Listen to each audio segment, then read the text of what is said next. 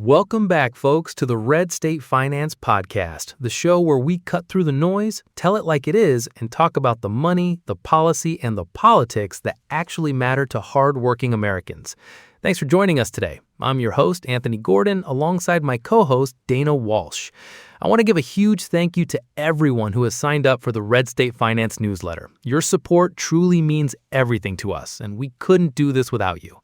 We're coming up on nearly a year and a half into Donald Trump's second term, and we figured it's time to do a real assessment. No spin, no cheerleading, no doom and gloom, just an honest reckoning. That's right. We're going to hit the good stuff first, get into the controversies, and then at the end, we'll give our overall verdict on where this presidency stands right now. So let's get into it. All right, let's start with wins, and there have been some real ones. Absolutely. Look, I'll start with the big, beautiful bill, signed on the 4th of July, and that timing was deliberate, obviously. But the substance matters. It permanently extends the 2017 Tax Cuts and Jobs Act rates that were set to expire at the end of 2025. For most working Americans and small business owners, that's a big deal. Without it, you were looking at a massive tax increase kicking in automatically. And for business, the 100% first-year bonus depreciation for new equipment is back. So if you're a contractor, a manufacturer, a small business buying capital, you can write it all off in year one. That's a real pro-growth policy. Right, and then there's the deregulation push. Trump came in swinging on day one. More executive orders in the first few days than any recent president in a full first 100 days. Regulatory rollbacks across energy, agriculture, housing.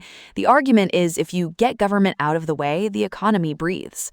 The foreign policy story is also more interesting than people give him credit for. The Gaza ceasefire, that happened. All remaining hostages were returned. That's not nothing. He campaigned on being a peacemaker, and that was a genuine moment. And on immigration, whether you love it or hate it, he delivered on the core promise.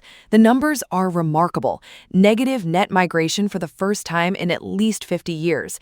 ICE operations expanded significantly. For the voters who sent him back to the White House, that was priority number one, and he followed through. And I'd also mention DOGE. Now, Elon Musk has left his formal role, but the Department of Government Efficiency, it shook things up. By the end of the first 100 days, they were claiming around $160 billion in savings. Critics say some of that accounting is fuzzy, but the intent, identifying waste, cutting bloated contracts, that resonates with our listeners. It does. And the GDP numbers in Q3 were genuinely strong, 4.3% annualized growth, the fastest in 2 years. So there's a real case to be made on the economic fundamentals in the middle of the year. Okay, now let's not pretend there aren't real problems, because there are. And I think if you're honest, and we try to be honest on this show, the tariff situation is the most complicated thing to defend. Yeah, this is where it gets messy. Trump came in swinging on trade. His Liberation Day tariffs in April 2025 pushed the average effective tariff rate from about 2.5% all the way up to 27%, the highest in over a century, and the courts have been fighting him ever since. The Supreme Court struck down the IEEPA tariffs in February 2026, ruled he didn't have the authority he claimed. The government had collected something like $166 billion in those tariffs, and they had to be refunded. That's a massive legal and financial mess. And the economic impact is real. The Tax Foundation estimates the remaining tariffs amount to about a $1,500 per household tax increase in 2026. Those costs are being passed to consumers. Prices on everyday goods are up. The manufacturing sector, the very sector he said the tariffs would revive, lost 77,000 jobs from April to December 2025. Now look, you can argue the long game. You can argue the leverage, and there have been deals. The EU trade agreements, the India talks, the China 90-day tariff reduction, but it's been chaotic, and chaos has a cost. There's also the government shutdown. 43 days, a new record. That affected federal paychecks, SNAP benefits, air traffic. Not a good look for the party that says it can run government efficiently. The healthcare situation is also something conservatives need to grapple with.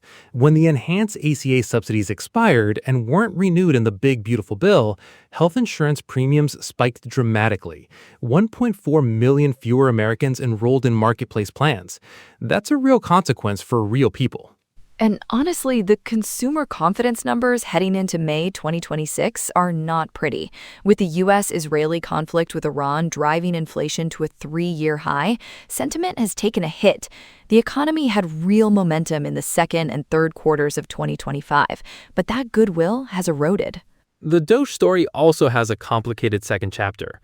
The original promise was $2 trillion in savings. The actual number on the website after 100 days was around $160 billion. And critics raise legitimate questions about whether that math even accounts for the costs of achieving those savings. Right. There's a difference between cutting and cutting smart.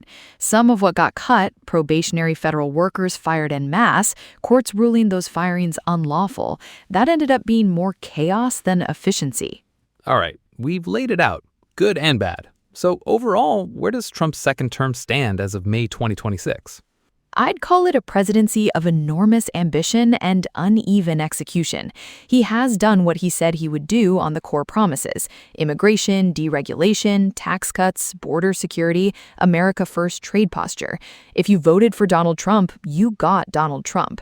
That has to be acknowledged. And I'd say the Big Beautiful Bill is a generational win for the conservative economic agenda. Locking in those 2017 tax rates permanently is something Republicans have wanted to do for years. He got it done. But the tariff strategy, and I say this as someone who believes in fair trade, has been a self-inflicted wound on a lot of fronts. The legal defeats, the consumer price pain, the manufacturing job losses. The theory of the case was sound. The execution was chaotic. Here's how I'd score it.